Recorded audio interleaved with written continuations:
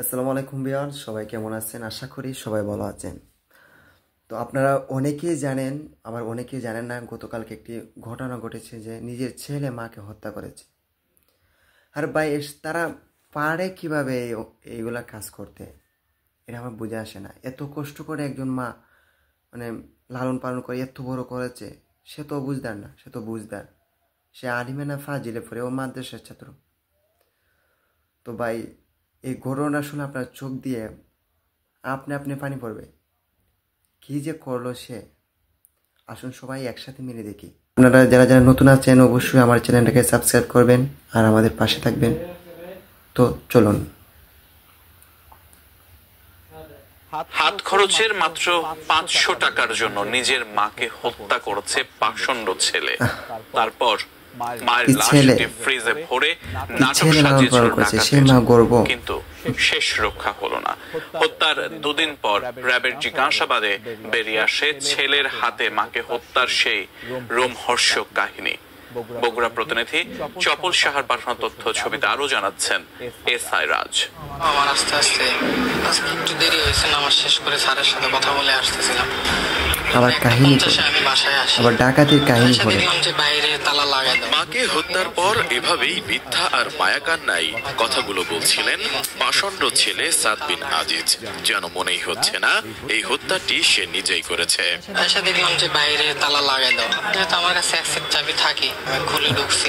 এদিকে আসার সময় ওই রুমে দেখলাম যে নিচে কুড়াল পড়ে আছে, কুড়ালে বাঁশ দেখা যাচ্ছে। তো আমি ভাবলাম যে বাঁশ এখানে কে রাখছে, আম্মু কই ভাবলাম। তো আম্মু খুঁজে খুঁজে পাইনি, ফোন দিচ্ছি অনেকবার। আব্বু ফোন দিয়ে আসতে বললাম, আব্বু তো অনেক তাড়াতাড়ি দ্রুত চলে আসছে।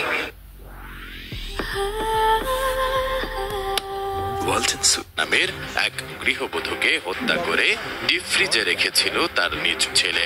র্যাবের জিজ্ঞাসাবাদে এমন লোমহর্ষক তথ্য দেওয়ার পর তাকে আটক করা হয়। সব জায়গায় খুঁজে যখন পাইনি, আমার কি যেন মনে হলো আমি ফ্রিজটা উঠেছিলাম।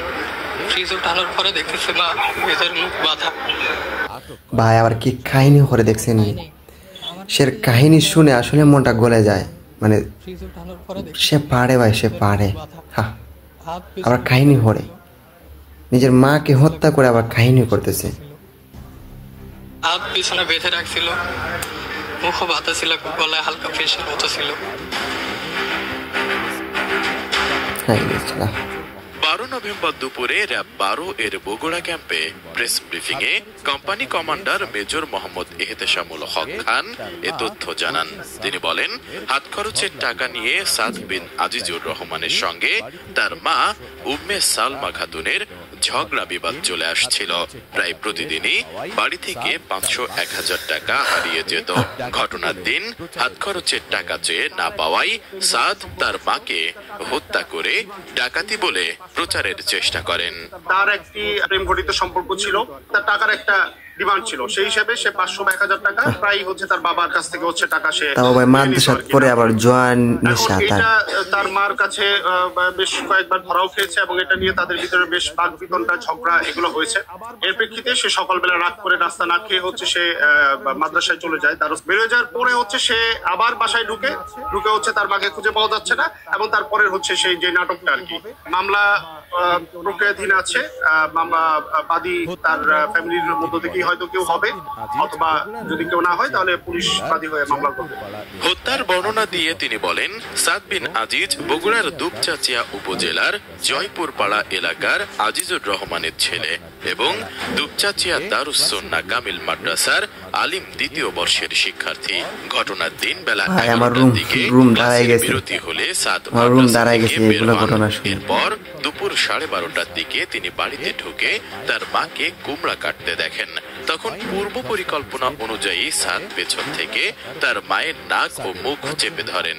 এ সময় ধস্তাধস্তির এক পর্যায়ে কুমড়া কাটার বটিতে সাদের তর্জনী আঙ্গুল কেটে যায়, কিন্তু তারপরও সে 2 হাত দিয়ে নাক ও মুখ চেপে ধরে শ্বাসরোধ করে তার মায়ের মৃত্যু নিশ্চিত করে। এরপর ওড়না দিয়ে মায়ের 2 হাত বেঁধে মরদেহ ডিপ ফ্রিজের মধ্যে রাখেন। এক পর্যায়ে সে বাড়িতে থাকা কোড়াল দিয়ে তাদের আলমারিতে বেশ কয়েকটা আঘাত করে বাড়ি থেকে বের হয়ে যায়। তার বেশ কিছুক্ষণ পর বাড়িতে ফিরে সে ডাকাতির নাটক সাজায়। এর আগে গত 10 নভেম্বর দুপুরে জেলার জয়পুরপাড়া এলাকায় আজিজিয়া মঞ্জিল নামক একটি বাড়ির ফ্ল্যাটের ডিপ ফ্রিজ থেকে উম্মে সালমা নামে এক গৃহবধূর লাশ হাত পা বাঁধা অবস্থায় উদ্ধার করে পরিবারের লোকজন। পরে পুলিশ ময়নাতদন্তের জন্য লাশটি বগুড়া শহীদ জিয়াউর রহমান মেডিকেল কলেজ হাসপাতালে প্রেরণ করে। তো ভিউয়ার্স, আপনারা অবশ্যই কমেন্টে জানিয়ে দিবেন আপনাদের কাছে ঘটনাটা কীরকম লাগছে। তো সেই ঘটনা শুনে আমার আসলে কি বলবো বলা বাসা হারিয়ে ফেলছি। একজন ছেলে কিভাবে তার মাকে হত্যা করতে পারে সেটা আমার বুঝে আসে না।